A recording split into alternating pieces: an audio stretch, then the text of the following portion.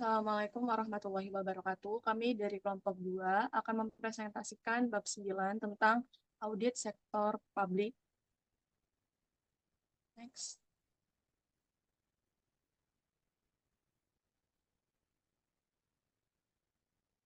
Berikut adalah nama-nama anggota kelompok kami. Saya Paula Tristi dengan NPM akhir 128. Saya Aisyah Olifatur Rasida dengan NPM akhir 150. Saya Siti Bunganju Permata dengan NPM akhir 166. Saya Nadia Zafira dengan nomor NPM akhir 210.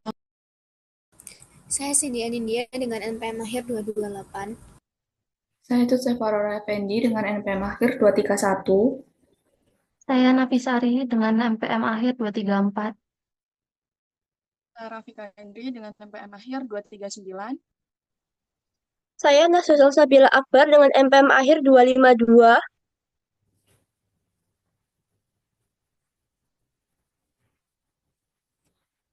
Nah, jadi yang pertama adalah pengertian audit sektor publik.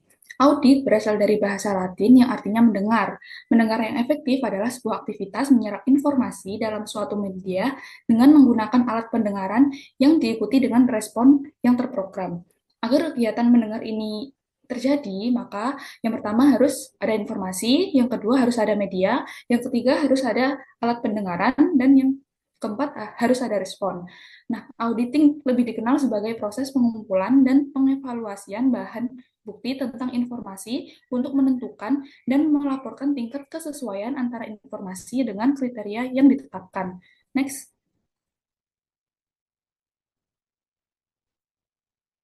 Nah, dalam audit ada beberapa konsep yang perlu dipahami.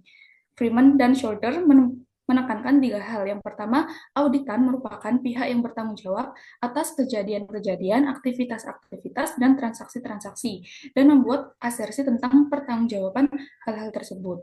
Kedua, audit membandingkan asersi auditan terhadap kriteria yang ditetapkan dan melaporkan suatu pendapat atau pertimbangan lain berkenaan dengan hasil audit. Nah, auditor ini dapat merupakan auditor eksternal ataupun internal. Yang ketiga, pengguna laporan memperoleh informasi dari auditan dan auditor untuk digunakan dalam membuat evaluasi-evaluasi atau pengambilan keputusan berkenaan dengan pertanggungjawaban auditan. Next. Untuk materi selanjutnya yaitu tentang karakteristik audit sektor publik. Berdasarkan proses teknik audit, audit sektor publik dan audit sektor swasta itu tidak memiliki perbedaan yang signifikan. Tetapi dalam audit sektor publik itu harus memberikan perhatian yang memadai. Yang pertama itu tentang kebijakan dan pertimbangan politik, dan yang kedua tentang ketentuan peraturan perundang-undangan. Nah, audit sektor publik itu akan dilakukan oleh lembaga audit pemerintah dan kantor akuntan publik yang telah ditunjuk pemerintah. Dalam pelaksanaan audit, audit sektor publik itu menggunakan standar pemeriksaan keuangan negara atau SKPN yang dikeluarkan oleh BPK. Nah, terkait ketentuan yang harus ditaati oleh sektor publik, audit sektor publik itu akan melakukan pekerjaannya yang terikat dengan peraturan perundang-undangan dan ketentuan yang sudah berlaku, karena hampir semua kegiatan sektor publik itu sudah diatur dalam undang-undang. Nah, intinya perbedaan audit sektor swasta dan sektor publik itu yang pertama di pelaksana auditnya. Pelaksana audit di sektor swasta itu tentunya kantor akuntan publik. Tapi kalau di audit sektor publik itu lembaga audit pemerintah dan juga KAP yang sudah ditunjuk oleh lembaga audit pemerintah.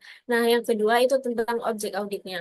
Untuk audit sektor swasta itu tentunya yang diaudit adalah perusahaan atau entitas swasta. Sedangkan untuk audit sektor publik itu entitas, program, atau kegiatan dan pelaksanaan pengelolaan keuangan negara sesuai dengan peraturan perundang-undangan. Nah, yang ketiga itu standar audit yang digunakan. Kalau audit sektor kalau audit sektor swasta itu menggunakan standar profesional akuntan publik atau SPAP yang dikeluarkan oleh IAI. Sedangkan kalau audit sektor publik itu menggunakan SKPN yang dikeluarkan oleh BPK. Nah, yang keempat itu tentang kepatuhan dan peraturan perundang-undangan. Nah, untuk audit sektor swasta itu tidak terlalu dominan adanya peraturan perundang-undangan dalam kegiatan auditnya. Tetapi kalau audit sektor publik itu ada faktor dominan karena kegiatan di sektor publik itu sangat dipengaruhi oleh peraturan dan perundang-undangan. Next.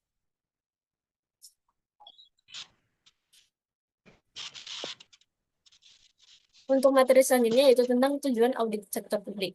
Nah, sebagai organisasi yang sudah mendapat amanah dan kepercayaan dari masyarakat untuk melayani kebutuhan publik, organisasi organisasi sektor publik itu dituntut untuk mengelola sumber daya organisasinya eh, secara akuntabel dan transparan.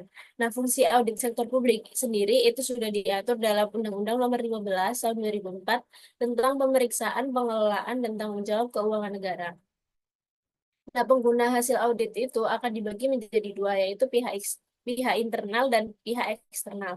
Untuk pihak internal sendiri itu ya entitas yang diaudit sendiri, entitas yang diaudit atau entitas organisasi sektor publik tadi. Nah, tujuannya itu untuk mengevaluasi kinerja secara internal. Sedangkan untuk pihak eksternal itu berguna untuk mengevaluasi. Yang pertama, apakah si organisasi sektor publik itu sudah mengelola sumber daya publik dengan baik. Yang kedua itu, apakah organisasi sektor publik itu sudah bertanggung jawab terhadap program yang dilaksanakannya dan pelayanan publik yang telah diselenggarakan. Next.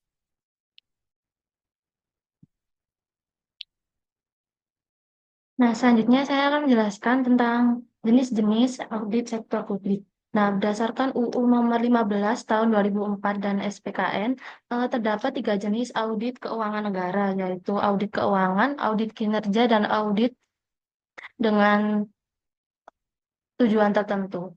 Nah, untuk yang pertama yaitu audit keuangan. Audit keuangan ini adalah laporan keuangan yang bertujuan untuk memberikan keyakinan yang memadai atau reasonable assurance. Nah, apakah laporan keuangan ini telah disajikan secara wajar dan dalam semua hal yang material sesuai dengan prinsip akuntansi yang berlaku di Indonesia, atau juga berdasarkan basis akuntansi komprehensif selain prinsip akuntansi yang berlaku umum di Indonesia. Nah, untuk audit yang kedua adalah audit kinerja. Audit kinerja ini itu dilakukan secara objektif dan sistematis terhadap berbagai macam bukti untuk nilai kinerja dari suatu entitas yang diaudit dalam hal ekonomi. Nah, dalam audit kinerja ini efisiensi dan efektivitas ini dinomorsatukan dan dengan tujuan untuk memperbaiki kinerja dan entitas yang diaudit dan meningkatkan akuntabilitas publik. Nah, untuk yang terakhir adalah audit dengan tujuan tertentu. Nah, audit dengan tujuan tertentu itu bisa disebut dengan audit khusus. Nah, di luar audit keuangan dan audit kinerja yang bertujuan untuk memberikan kesimpulan atas hal yang diaudit. Nah, audit dengan tujuan tertentu ini itu dapat bersifat eksaminasi, review, atau prosedur yang disepakati. Nah, audit dengan tujuan tertentu ini mencakup audit atas hal-hal lain di bidang keuangan, audit investigatif, dan audit atas sistem pengendalian internal. Next.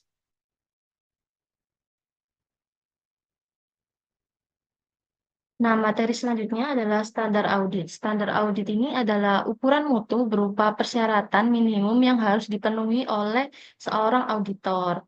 Nah, pada pasal 5 UU nomor 15 tahun 2004 menyatakan bahwa standar audit keuangan negara ini disusun oleh Badan Pemeriksa Keuangan atau yang bisa kita sebut dengan BPK.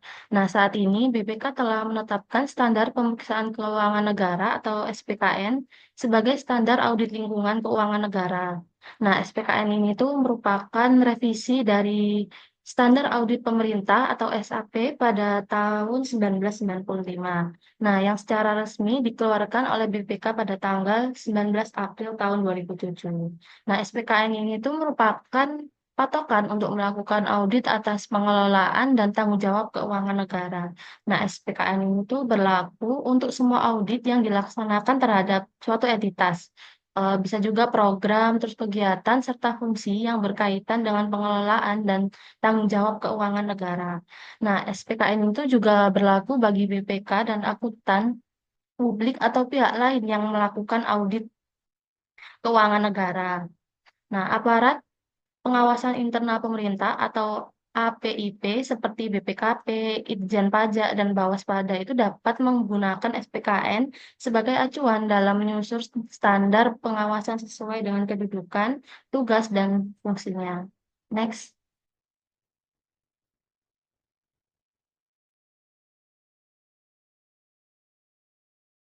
Baik, selanjutnya adalah auditor eksternal pemerintah.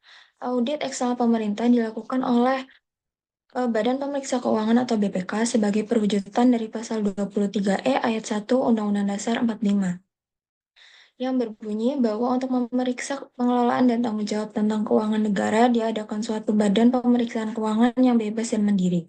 Dalam UUD tersebut juga disebutkan bahwa hasil pemeriksaan keuangan negara diserahkan kepada DPR, DPD, dan DPRD sesuai dengan kewenangannya. Peraturan baru yang mengatur BPK adalah Undang-Undang Nomor 15 Tahun 2004 tentang pemeriksaan pengelolaan dan tanggung jawab keuangan negara.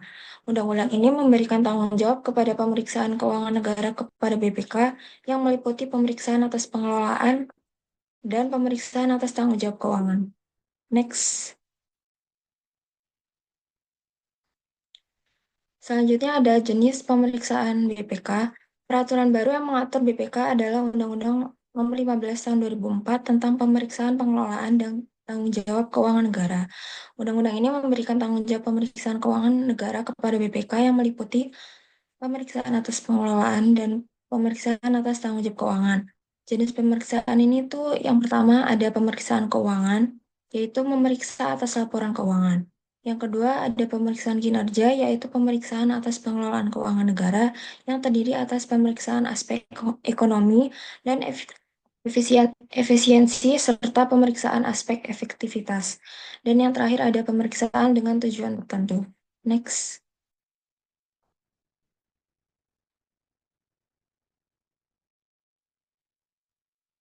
Yang selanjutnya ada standar pemeriksaan BPK. Pemeriksaan BPK dilakukan sesuai standar pemeriksaan. Dalam penulisan laporan hasil pemeriksaan, BPK ini selalu menyatakan di dalam laporannya bahwa pemeriksaan telah dilakukan sesuai dengan standar pemeriksaan. Standar pemeriksaan ini merupakan patokan bagi para pemeriksa dan dalam melakukan tugas pemeriksaannya. Standar pemeriksaan BPK diatur dalam Peraturan Badan Pemeriksaan Keuangan Republik Indonesia Nomor 1 Tahun 2007 tentang Standar Pemeriksaan Keuangan Negara. Standar pemeriksaan yang dimaksud ini antara lain 1. Tanggung jawab manajemen entitas yang diperiksa. Yang kedua, tanggung jawab pemeriksa. Dan yang ketiga, tanggung jawab organisasi pemeriksa dalam setiap pelaksanaan tugas pemeriksaan. Next. Selanjutnya ada pembantu utama Dewan. BPK ini berbentuk Dewan dengan 7 orang yang terdiri atas seorang ketua merangkap anggota dan seorang wakil ketua merangkap anggota. Berdasarkan SK BPK nomor 11 tahun 1993 tentang organisasi dan tata kerja pelaksanaan BPK. Dewan dibantu pejabat sebagai pembantu utama Dewan terdiri atas yang pertama Sekretariat Badan, yaitu menyelenggarakan pelayanan kepada seluruh jajaran BPK, menyelenggarakan pembinaan administrasi dan mengkoordinasikan secara administratif pelaksanaan kegiatan seluruh unsur pelaksanaan BPK. Yang kedua ada Inspektur Utama atau IR Utama yang terdiri atas 1. IR Utama Perencanaan, Analisa, Evaluasi, dan Pelaporan atau IR Utama Renalef dan IR Utama Intern dan Khusus atau IR Utama Waninsus. Yang pertama, IR Utama Renalef ini bertugas menyusun rencana kerja, analisa, dan evaluasi hasil pemeriksaan atas tanggung jawab pemerintah tentang keuangan negara serta melaksanakan penelitian dan pengembangan sistem, metode, dan teknik pemeriksaan keuangan negara. Selanjutnya ada IR Utama Waninsus yang dimana bertugas melakukan pengawasan atas pelaksanaan kegiatan satuan kerja, pelaksanaan BPK, dan melakukan pemeriksaan khusus atas temuan pemeriksaan, lapip, dan pengaduan masyarakat yang menimbulkan kerugian negara. Dan yang ketiga ada Auditor Utama Negara atau Auditama Keuangan Negara yang mempunyai tugas melaksanakan pemeriksaan atas tanggung jawab pemerintah tentang pelaksanaan APBN atau APBD, BUMN atau BUMD, dan melaksanakan pemeriksaan atas penguasaan dan pertanggungjawaban kekayaan negara. Next.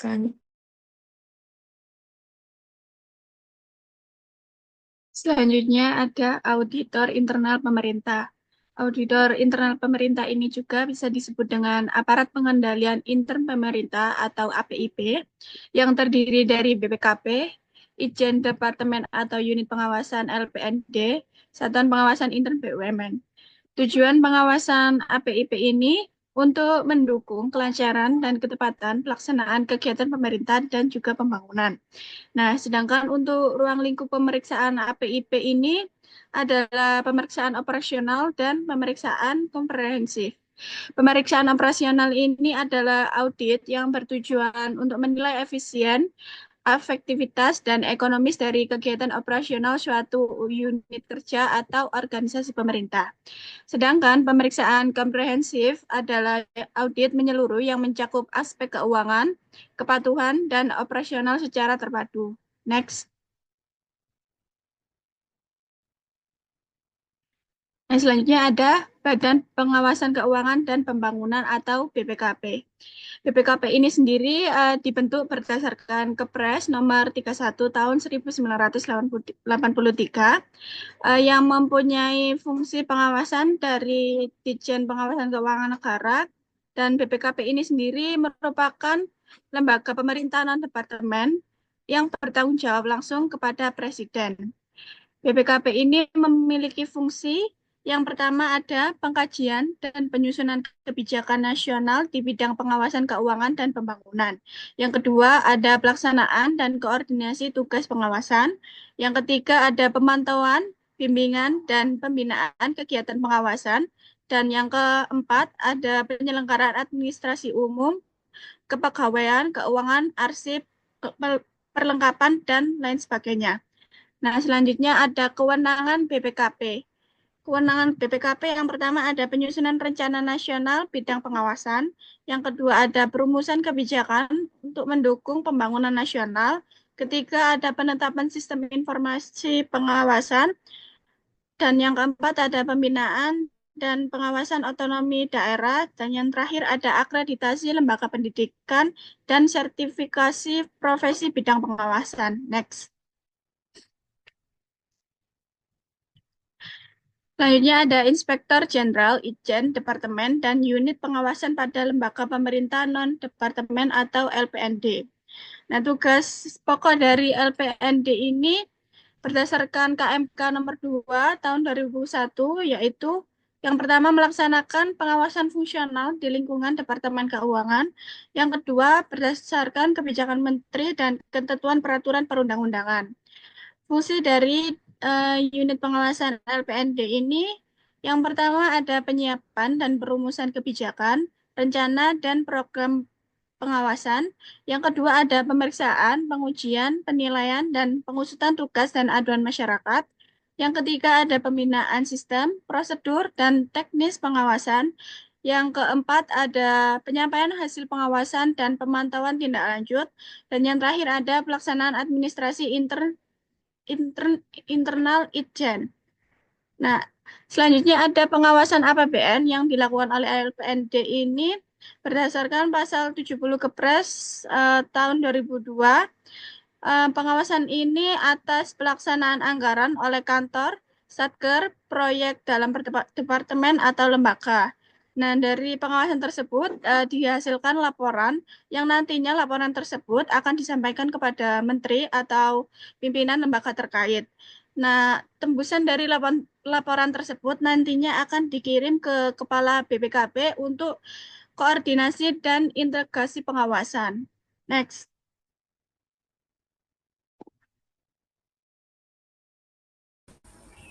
Selanjutnya ada Badan Pengawasan Daerah atau BPD. Sejalan dengan Undang-Undang Nomor 32 tentang Pemerintah Daerah, Paragraf 9 tentang Pertanggungjawaban Pelaksanaan APBD, dalam pasal 184 ayat 1 disebutkan bahwa kepala daerah menyampaikan rancangan perda tentang pertanggungjawaban pelaksanaan APBD ke DPRD berupa laporan keuangan yang telah diperiksa oleh Badan Pemeriksa Keuangan paling lambat 6 bulan setelah tahun anggaran berakhir. Dalam rangka pembinaan dan pengawasan pelaksanaan pemerintah daerah, maka diadakan kegiatan pengawasan atas pelaksanaan urusan pemerintah daerah terhadap peraturan daerah dan peraturan kepala daerah. pengawasan yang dimaksud dilaksanakan oleh aparat pengawas intern pemerintah sesuai perundang-undangan yang berlaku.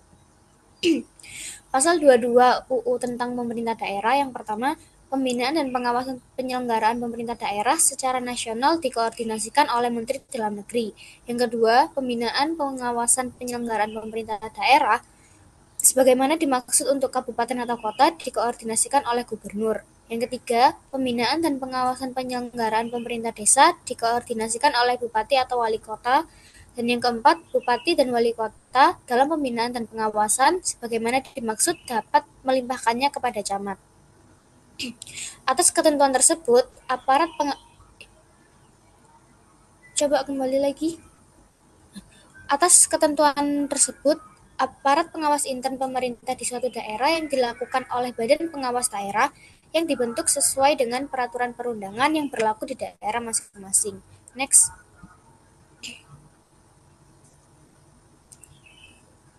Selanjutnya kita akan membahas profesi auditor. Nah, sejak tahun 2000, Ikatan Akuntansi Indonesia atau IAI telah membentuk Kompartemen Akuntan Sektor Publik atau KASP. KASP ini berperan untuk bekerja sama dengan instansi dan lembaga negara untuk mengembangkan standar akuntansi keuangan sektor publik, standar auditing, dan kode etik. Nah, terkait audit pengelolaan keuangan negara, sesuai dengan amandemen ketiga Undang-Undang Dasar 1945 tahun 2001, maka BPK atau Badan Pemeriksa Keuangan akan menjadi Supreme Audit Institution yang berarti mengambil bagian terdepan dalam melakukan perbaikan dan penyempurnaan perundang-undangan yang berlaku. Next.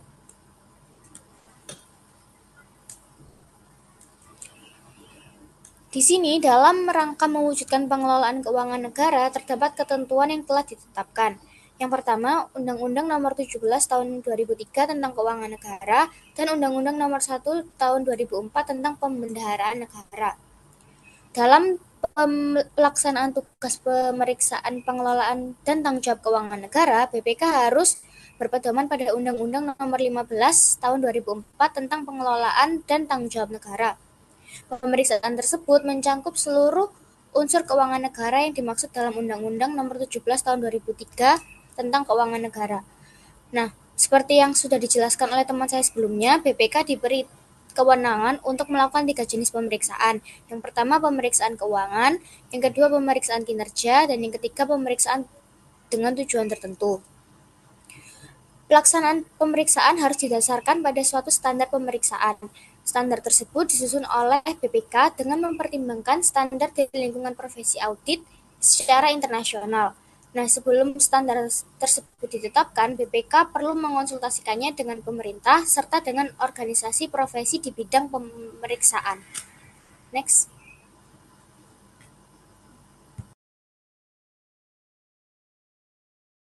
BPK memiliki kebebasan dan kemandirian dalam ketiga tahap pemeriksaan, yakni yang pertama adalah perencanaan, pelaksanaan, dan pelaporan hasil pemeriksaan. Kebebasan dalam tahap perencanaan mencakup kebebasan dalam menentukan objek yang akan diperiksa, kecuali pemeriksaan yang objeknya telah diatur tersendiri dalam undang-undang atau pemeriksaan yang berdasarkan permintaan khusus dari lembaga perwakilan. Sementara itu, kebebasan dalam penyelenggaraan kegiatan pemeriksaan antara lain meliputi kebebasan dalam menentukan waktu pelaksanaan dan metode pemeriksaan, termasuk metode pemeriksaan yang bersifat investigatif. Selain itu, kemandirian BPK dalam pemeriksaan keuangan negara mencakup ketersediaan sumber daya manusia, anggaran, dan sarana pendukung lainnya yang memadai. BPK diberi kewenangan untuk mendapat data, dokumen, dan keterangan dari pihak yang diperiksa, kesempatan memeriksa termasuk melakukan penyegelan untuk mengamankan uang, barang, atau dokumen pengelolaan ketika pemeriksaan berlangsung. Next.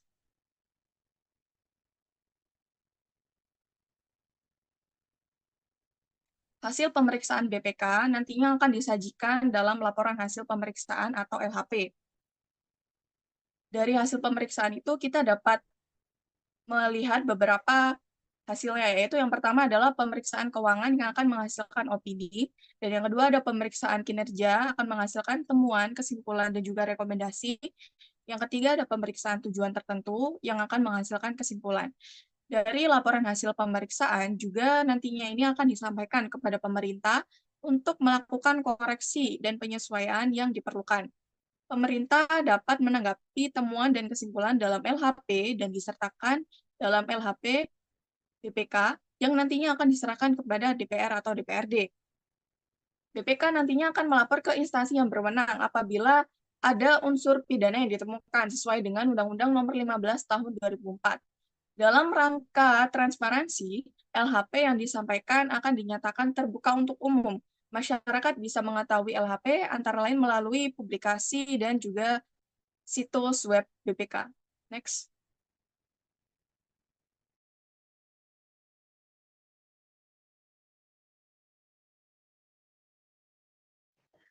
Selanjutnya kita akan membahas tentang laporan hasil audit dan opini. Laporan audit dapat didefinisikan sebagai sarana untuk mengkomunikasikan pekerjaan audit dan temuan audit secara komprehensif yang diberikan oleh tim audit kepada organisasi audit. Peranan utama dari laporan audit, yang pertama, laporan audit adalah jalan utama bagi institusi audit untuk memahami tentang proses audit. Jadi, tim audit harus menyerahkan laporan kepada institusi audit yang menugaskan pada saat audit selesai sehingga institusi audit dapat memahami proses dan hasil dari audit yang dilakukan oleh tim audit tersebut. Yang kedua, laporan audit adalah dasar dalam pembuatan surat opini audit dan keputusan audit. Laporan audit mengevaluasi kewajaran, ketaatan, dan kinerja dari audit dan memberikan opini dan rekomendasi berdasarkan temuan audit. Berdasarkan informasi tersebut, institusi audit membuat surat opini audit dan keputusan audit. Yang ketiga, laporan audit adalah dasar yang penting untuk mengumpulkan dan mengolah informasi audit. Laporan audit menyampaikan informasi dan masalah yang berhubungan dengan belanja dan pendapatan, serta kegiatan-kegiatan ekonomi yang relevan dari institusi atau proyek yang diaudit. Next.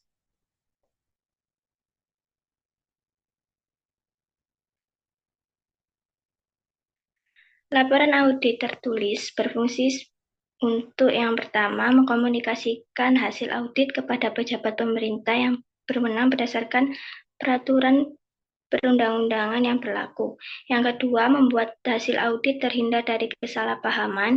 Yang ketiga, membuat hasil audit sebagai bahan untuk tindakan perbaikan oleh instansi terkait. Dan yang keempat, memudahkan tindak lanjut untuk menentukan apakah tindakan perbaikan yang semestinya telah dilakukan. Pada setiap akhir pelaksanaan audit harus menyiapkan konsep laporan audit. Inti konsep laporan audit tersebut harus mudah dimengerti dan bebas dari penafsiran ganda, serta memenuhi standar pelaporan. Yang pertama yaitu lengkap. Laporan harus memuat semua informasi yang dibutuhkan untuk memenuhi tujuan audit, meningkatkan pemahaman yang benar dan memadai atas hal yang dilaporkan, dan memenuhi persyaratan isi laporan. Yang kedua, akurat. Laporan harus menyajikan bukti yang benar dan menggambarkan temuan yang tepat. Satu ketidakakuratan dalam laporan dapat menimbulkan keraguan atas validitas seluruh laporan dan dapat mengalihkan perhatian pembaca dari substansi laporan tersebut. Yang ketiga, objektif. Laporan harus disajikan secara seimbang dalam isi dan nada. Ini berarti auditor harus menyajikan hasil audit secara netral dan menghindari kecenderungan melebih-lebihkan atau terlalu menekankan kinerja yang kurang. Yang keempat, meyakinkan. Laporan audit harus menjawab tujuan audit, temuan disajikan secara persuasif, dan kesimpulan serta rekomendasi disusun secara logis berdasarkan fakta yang disajikan. Yang kelima, jelas. Laporan audit harus mudah dibaca dan dipahami. Laporan harus ditulis dengan bahasa yang jelas dan sesederhana mungkin.